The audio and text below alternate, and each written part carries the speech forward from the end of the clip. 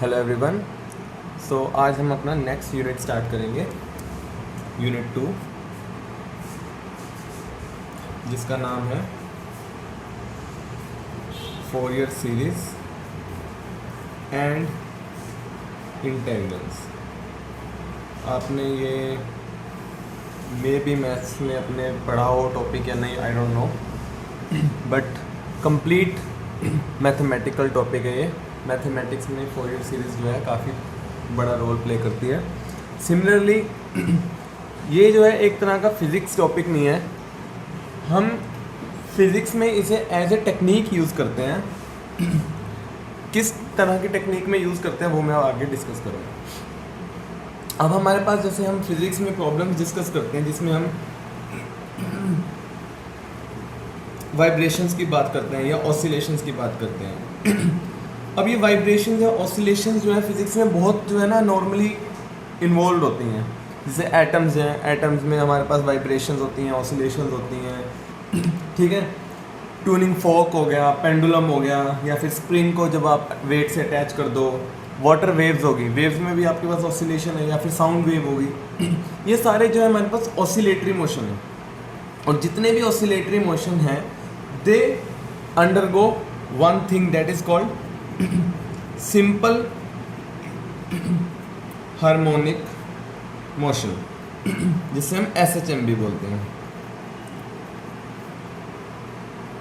अब किसी भी सिंपल हार्मोनिक मोशन को, any simple harmonic motion can always be represented by some simple harmonic function.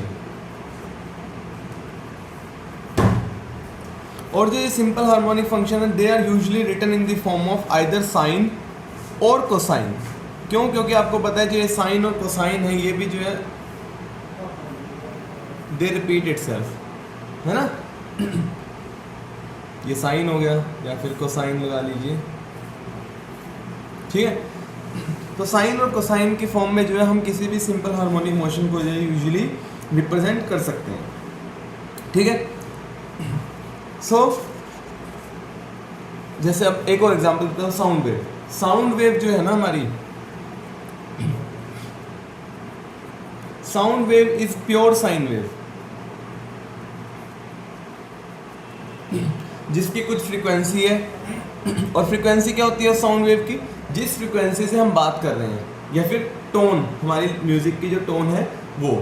But actual practice में क्या है, जो vibrations of a string of a musical instrument of our vocal cords, alternating current etcetera are not simple harmonic motion. अब होता क्या, अब जरूरी थोड़ी ना कि सपोज कर लो मैं कोई इंस्ट्रूमेंट प्ले कर रहा हूँ, जरूरी थोड़ी ना कि इंस्ट्रूमेंट जब मैं प्ले करूँगा वो एग्जैक्टली साइन वेव में ही प्ले करूँ। एक्चुअल में साइन वेव में नहीं होगा, वो किसी कोई भी कॉम्प्लेक्स फंक्शन की फॉर्म में हो सकता है। It can be square wave, it can be triangular wave, it can be some another complex function, let's say इस तरह से, किस तरह का भी कॉम्प्लेक्स फंक्शन हो सकता है, ठीक है। जरूरी नहीं है कि हमारा जो कोई भी जो हम साउंड वेव प्रोड्यूस कर रहे हैं वो साइन वेव ही हो, ठीक है। सो अब इस तरह की कॉम्प्लेक्स वाइब्रेशंस को हम एनालाइज करते हैं यूजिंग फोरियर थ्योरम, ठीक है। फोरियर थ्योरम की हेल्प से हम इस तरह की जो कॉम्प्लेक्स वेव फंक्शंस होते हैं या कॉम्प्लेक्स वाइब्रेशंस होती हैं उनको जो है हम एनालाइज करते हैं। और एनालाइज करके बेसिकली क्या करते हैं, किसी भी कॉम्प्लेक्स वाइब्रेशन को हम साइन वेव या कोसाइन की फॉर्म में उसको सेपरेट कर देते हैं। सो फोरियर सीरीज का बेसिक काम क्या है, किसी भी कॉम्प्लेक्स वेव फंक्शन, किसी भी कॉम्प्लेक्स फंक्शन को डिवाइड करना into sine as well as cosine, ठीक है। सो जो बेसिक काम है फोरियर सीरीज का वो है, if we want to write any complicated function, if we want to write any complicated function as sum of terms corresponding to sine and cosine, ठीक है। और ये इनफाइनाइट सीरीज होती है, in terms of infinite series.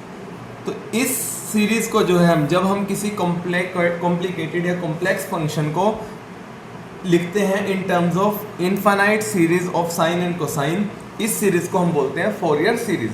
तो basically Fourier series का काम क्या हुआ, किसी कॉम्प्लेक्स चीज़ को थोड़ा नॉन कॉम्प्लेक्स वे में, या फिर नॉन कॉम्प्लेक्स वे जैसे साइन और कोसाइन, क्योंकि साइन और कोसाइन जो हमें ईजिली जो है हम उसे समझ सकते हैं, अंडरस्टैंड कर सकते हैं। तो किसी भी कॉम्प्लेक्स फंक्शन को जब आप infinite series of sine and cosine में लिखते हो then it is called Fourier series. Clear? Next is Fourier theorem और फोरियर सीरीज बात करते हैं।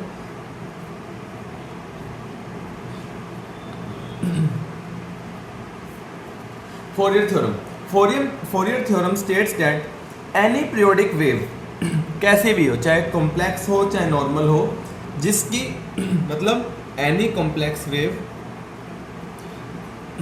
जिसकी जो वेवलेंथ है लैम्डा है, it can be considered as made up of simple harmonic wave, it can be considered as made up of या फिर sum of many simple harmonic waves जिनका फिक्स्ड एम्पलीट्यूड होगा, फिक्स्ड फेस होगा और fixed period होगा with frequency in the ratio, जो उनकी frequency होगी that will be in the ratio n ratio 2n ratio 3n ratio dash dash dash etcetera.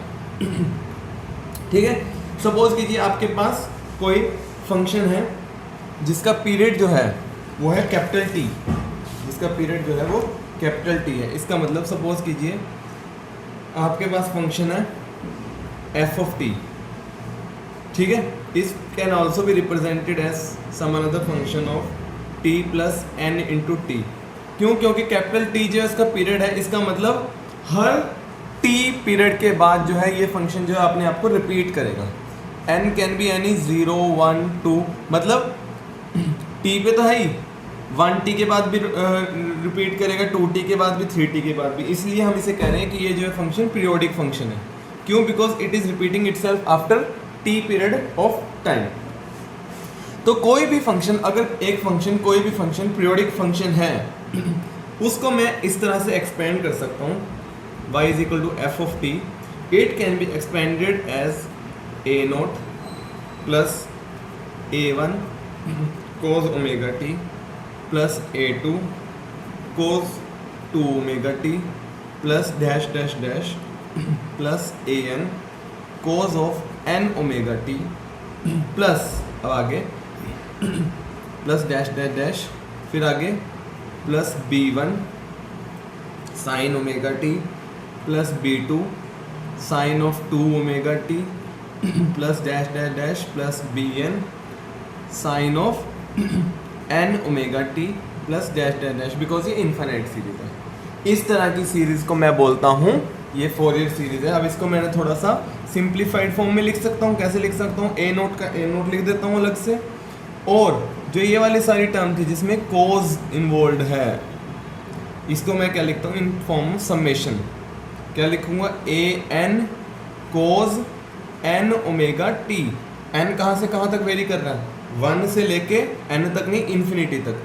N is equal to from 1 to infinity a n cos n omega t plus summation n is equal to again 1 to infinity bn sin of n omega t.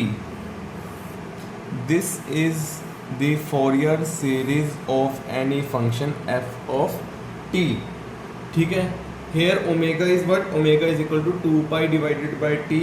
It is called fundamental frequency. Y represent displacement.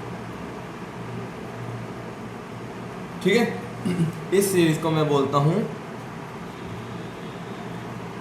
Fourier series. ठीक है, सो इसका मतलब मैंने एक complex function को जो है sign और कोसाइन की इनफाइनाइट सीरीज की टर्म्स में रिप्रेजेंट कर दिया।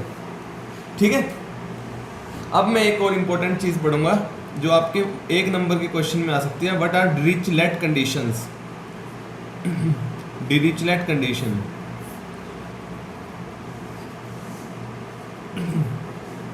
द कंडीशन, डिरिचलेट कंडीशन क्या होता है? द कंडीशन इम्पोज्ड ऑन,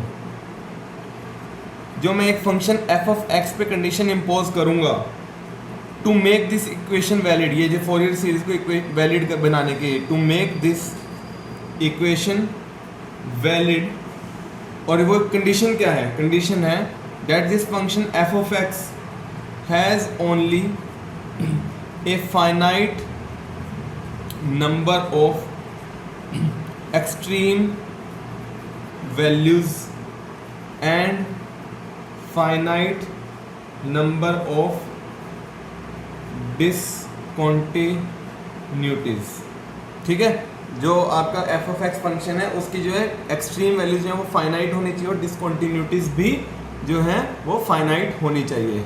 याद रखना है जो डिरिचलेट कंडीशन है, दीज आर सफिशेंट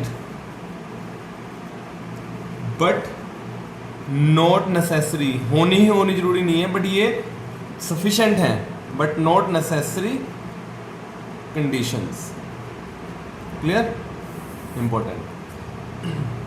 अब जो ये वाले कोफिशिएंट थे ए note, A N, B N, in coefficients को मैं बोलता हूं, जो ये ए note, A N, B N, इनको मैं बोलता हूं फोरियर कोफिशिएंट्स।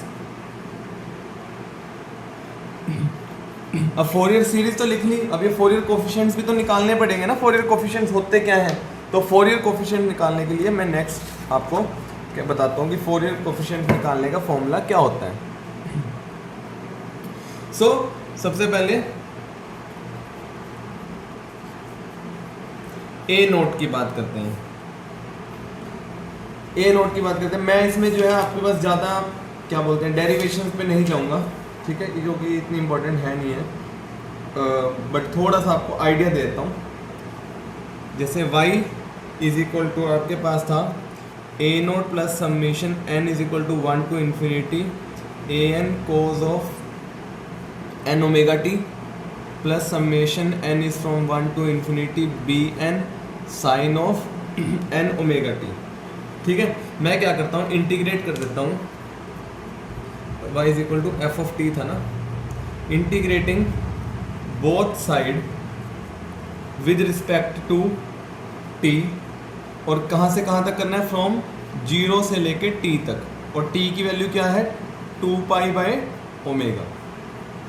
तो क्या हो जाएगा 0 to t f of t into d t is equal to a naught 0 to t into d t plus summation n is equal to 1 to infinity a n cos of n omega t into d t from 0 to capital T plus summation n is equal to 1 to infinity b n integration 0 to t sine of n omega t into d T.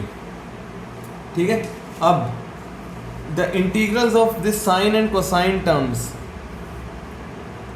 They will be equal to 0। कर सकते हो आप, कोई मुश्किल काम नहीं है। Suppose कर लो cos n omega t of d t की इंटीग्रेशन करनी है, ठीक है, करो। क्या होएगी कोज एन ओमेगा टी की इंटीग्रेशन, वो होएगी sine of n omega t divided by n omega, और कहाँ से कहाँ 0 to 2 pi divided by omega. ठीक है, और साइन एन ओमेगा टी की क्या आएगी minus of cos n omega t divided by n omega 0 to 2 pi by omega. Solve कर लो इसे, करा देता हूँ एक बार। तो साइन 1 अपॉन एन ओमेगा तो बाहर आ गया, यहाँ पे है sine of n omega t की वैल्यू है 2 pi by omega minus sine 0, और ये माइनस तो बाहर आ गया, 1 अपॉन एन ओमेगा भी बाहर आ गया। यहाँ आएगा cos of n omega 2 pi by omega minus cos of 0।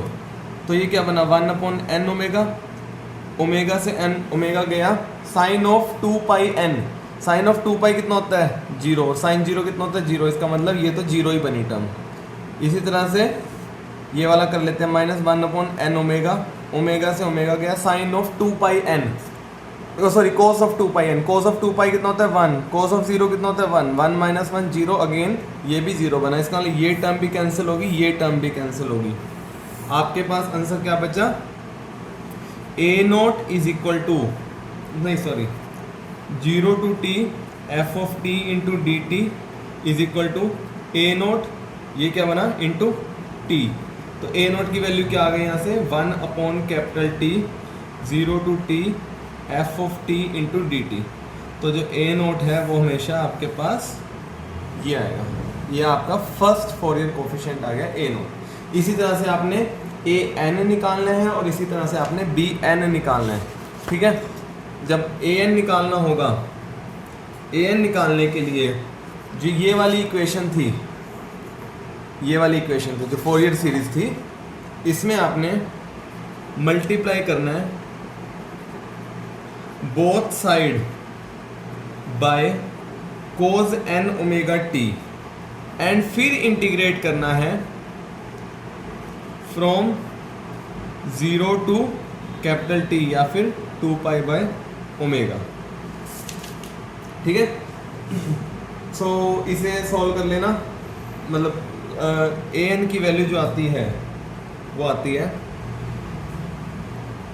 2 by t 0 to capital t f of t cos of m omega t into d t. ये आपको याद रखने पड़ेंगे पूरे चैप्टर के लिए, यही इंपॉर्टेंट है। सिमिलरली जब बी एन निकालोगे, बी एन के लिए मल्टीप्लाई करना है both sides by sine, sorry यहाँ एम आना था, यहाँ पे भी sine of m omega t and integrate, और बी एन की वैल्यू आएगी 2 by t 0 to t f of t sine of m omega t into d t. यहाँ से आपने तीनों फोरियर कोएफिशिएंट निकाल लिए, ठीक है। वैसे मैं आपको करा देता हूँ ए एन के लिए भी कैसे करना था। मैंने क्या किया, मल्टीप्लाई करना है both side by cos m omega t, ठीक है। ए एन का करा देता हूँ, बी एन का खुद कर लेना। तो f of t cos m omega t is equal to a naught cos m omega t into d t from 0 to capital t plus summation n is equal to 1 to infinity, a n बाहर आ गया, 0 to t cos पहले m omega t से multiply किया और पहले से cos of n omega t था d t plus summation n is equal to 1 to infinity, यहाँ पे बी एन बाहर आ गया, 0 टू कैपिटल टी। अब मैंने cos n m omega t से तो मैंने मल्टीप्लाई किया और पहले से था sine of n omega t into d t, ठीक है। अब हमारे पास कुछ ट्रिग्नोमेट्रिक फंक्शन है जिसमें हमें पता है भी कि cos m omega t into cos n omega t, इसकी जो इंटीग्रल है this is always equal to 0 if m is not equal to n and it is equal to t by 2 if m is equal to n। Similarly ये भी हमें function पता है कि ये फंक्शन हमेशा जो है वो 0 के इक्वल होता है, ठीक है। तो यहाँ से ये t बाई 2 बन गया, इसे सॉल्व कर लीजिएगा, ये आपके पास 0 ही आएगा, तो यहाँ से आपके पास a n की वैल्यू जो है वो ये आ जाएगी, ठीक है। सिमिलरली बी एन की वैल्यू भी इसी तरह से आप निकाल लोगे, कोई मुश्किल काम नहीं है, ठीक है। तो अभी तक हमने जो फोरियर सीरीज पढ़ी उसमें जो टाइम पीरियड था वो कितना था, t था। अब मैं ऐसा फोरियर फंक्शन पढ़ूंगा जिसमें जो है जो टाइम पीरियड है या फिर हाँ टाइम पीरियड है वो 2 पाई होता है, ठीक है। 0 टू 2 पाई वाला फोरियर सीरीज पढ़ूंगा, यही आपके लिए इंपॉर्टेंट है एग्जाम पॉइंट ऑफ व्यू से कोई जो क्वेश्चन रहेंगे, ठीक है। अब हम 0 टू 2 पाई वाली लिमिट वाले फोरियर सीरीज डिस्कस करेंगे। सेम है, कोई अलग चीज़ नहीं है, बस ये है कि कंप्लीशन के लिए ज़रूरी है कि आपको मैं अच्छे से सारा एक बार बताऊं, उसके बाद तो क्वेश्चन ही रह जाएंगे, क्वेश्चन आपने सॉल्व करने हैं, उसके बाद ज़्यादा मुश्किल बड़ा काम नहीं है।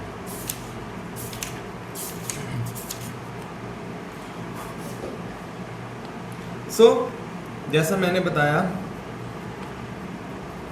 Fourier series of any function f of x between limits 0 to 2 pi. अभी लिमिट्स जो है वो 0 टू कैपिटल टी थी, अब जो लिमिट्स हैं 0 टू 2 पाई। तो उस केस में जो फोरियर सीरीज है वो क्या बनेगी, वो बनेगी a naught plus summation n is equal to 1 to infinity. वैसे ही ए एन वहाँ था cos of n omega t, अब ओमेगा टी नहीं आएगा, यहाँ पे सिंपल आएगा cos of n x plus summation n is equal to 1 to infinity b n sine of n x. ये हमारी फोरियर सीरीज है for the interval 0 to 2 pi, ठीक है। अगेन सबसे पहले ए नोट कैलकुलेट करोगे, ए नोट के लिए क्या था, इंटीग्रेट करना था, इस integrate both side from 0 to 2 पाई, कर दो बस, कुछ नहीं है, 0 to 2 pi f of x d x A note into d x 0 to 2 pi plus summation n is equal to 1 to infinity a N 0 to 2 pi cos of nx into d x plus summation n is equal to 1 to infinity b N 0 to 2 pi sine of n x into d x. ठीक है, इसे solve करके देख लो, जैसे पहले कराया था वैसे ही है। ये क्या बनेगा, sine of n x divided by n, n बाहर निकाल लो, ये बना 0 to 2 पाई और ये बना -1/n cos of n x 0 to 2 pi. तो sine of 2 pi sine of 0, ये 0 बन जाएगा, cause of 2 pi 1, cause of 0 1, मतलब 1 - 1 अगेन 0 बनेगा, मतलब ये वाली टर्म जो है कैंसिल हो जाएंगी। आपके पास ए नोट की वैल्यू क्या आएगी, 0 to 2 pi f of x d x. इसे सॉल्व करो, ये बनेगा ए नोट इंटू 2 पाई, तो ए नोट की वैल्यू आएगी 1/2 pi 0 to 2 pi f of x into d x. Same ही चीज़ है, देखो वहाँ पे 1/t आ गया था, यहाँ पे 1/2 पाई आ जाएगा, बाकी सेम। सिमिलरली आपने जैसे पहले था मल्टीप्लाई करना है और वो निकाल के ए एन की वैल्यू निकाल लेनी है। ध्यान रखना है ए एन की वैल्यू में वहाँ पे 1/2t था ना सॉरी 2/t था ना, 2/t, यहाँ पे 2/2 पाई बन गया, 2 से 2 कैंसिल, इसलिए 1/पाई आया, 1/2 पाई की जगह 1/पाई आया। सेम है 0 to 2 pi f of x, वहाँ पे था cos of m pi t, यहाँ पे आएगा cos of n x into d x. Same similarly b n क्या आ जाएगा, बी एन भी आएगा 1/पाई 0 to 2 pi f of x sine of n x into d x. Same 1/t जो टाइम पीरियड t था उसी तरह से है। ठीक है, वहाँ पे 2/t था, यहाँ पे 2/2 पाई, 2 से 2 कैंसिल, तो 1/पाई बन गया। ये आपकी ए नोट ए एन और बी एन की वैल्यू आ गई फॉर दी फोरियर सीरीज। ठीक है, ये था 0 to 2 पाई। अब आपको एक और करानी पड़ेगी मुझे। हाँ, तो इसमें जो देखो टाइम पीरियड कितना था, टाइम पीरियड था 2 पाई - 0, मतलब 2 पाई टाइम पीरियड था। अब एक और है जिसमें लिमिट जो है वो -पाई टू पाई होगी, -पाई टू पाई। अब ध्यान रखिए कि इसमें टाइम पीरियड जो है वो अभी भी कितना रहेगा, pi minus of -pi, time period अभी भी 2 पाई रहेगा, इसलिए ये पीरियोडिक फंक्शन है। ठीक है, पीरियोडिक फंक्शन है। इस केस में फोरियर सीरीज तो सेम ही रहेगी, फोरियर सीरीज आपकी अभी भी वही रहेगी, a naught plus summation n is equal to 1 to infinity a n cos of n x plus summation n is equal to 1 to infinity b n sine of n x. A n की a note की value बदल जाएगी, पहले तो 1/2 पाई summation sorry integral, वहाँ पे 0 to 2 पाई था, यहाँ पे -पाई टू पाई हो जाएगा f of x into d x. A n 1/पाई था, 1/पाई, बस इंटीग्रल जो है वो 0 to 2 पाई की जगह क्या होगा, -पाई टू पाई हो जाएगा f of x cos of n x d x, और बी एन विल बी 1/पाई इंटीग्रल -पाई to pi f of x sine of n x into d x. ठीक है, नेक्स्ट इज डिरिचलेट कंडीशन। अब मैं detail में बताऊंगा Dirichlet conditions. हमारे पास टोटल 3 तरह की डिरिचलेट कंडीशंस होती हैं, वो हमने अब डिस्कस करनी है। डिरिचलेट कंडीशंस को हम लिमिटेशंस भी बोलते हैं फोरियर सीरीज की।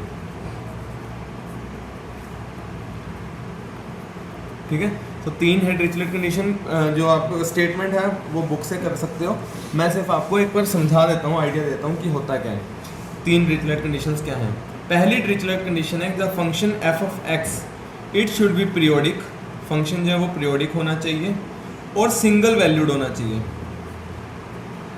सिंगल वैल्यूड होने का मतलब क्या है कि फंक्शन की एक एक्स की वैल्यू पे फंक्शन की भी एक ही सिंगल वैल्यू होनी चाहिए। मतलब जैसे सपोज कीजिए कोई ये फंक्शन है,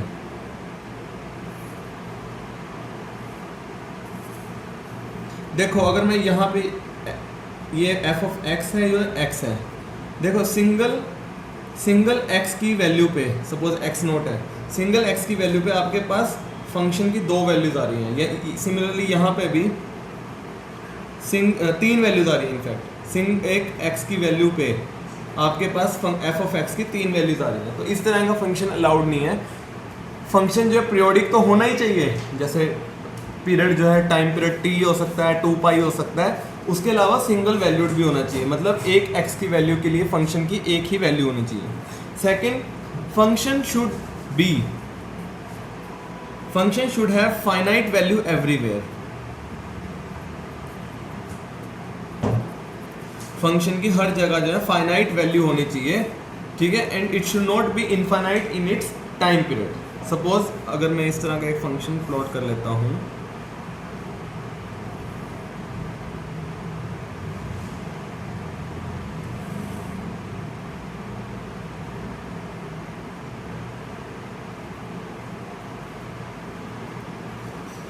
ठीक है, एफ ऑफ एक्स को आप देखिए x is equal to x naught पे ये फंक्शन जो है इनफाइनाइट हो जा रहा है, x is equal to x naught पे ये फंक्शन इनफाइनाइट है, तो ये जो है इस तरह का फंक्शन नहीं होना चाहिए, फंक्शन हर जगह पे फाइनाइट वैल्यू देनी चाहिए। Third, function should B, F of x should be continuous in time period T. Function जो है वो कॉन्टिन्यूस होना चाहिए, मतलब it should not be discontinuous. जैसे सपोज करो मैं एक फंक्शन ड्रॉ करके दिखाता हूं आपको,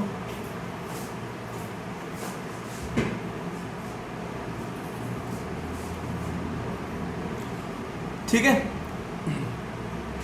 ये है x is equal to x naught, तो ये फंक्शन जो है it is said to be discontinuous at x is equal to x naught, because when left hand limit और राइट हैंड लिमिट जो है इसकी फंक्शन की इक्वल नहीं आएंगी, ठीक है।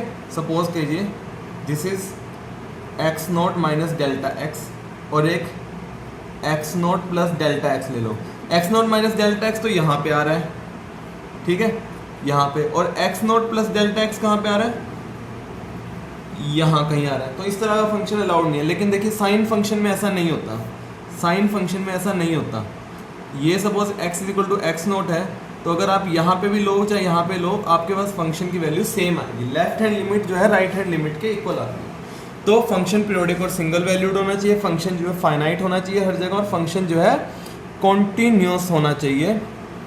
Function should be continuous in time period t, that it should not have any discontinuity, should not have discontinuity. ये जो है डिरिचलेट कंडीशंस हैं which are necessary but not sufficient condition for the Fourier, which are sufficient but not necessary condition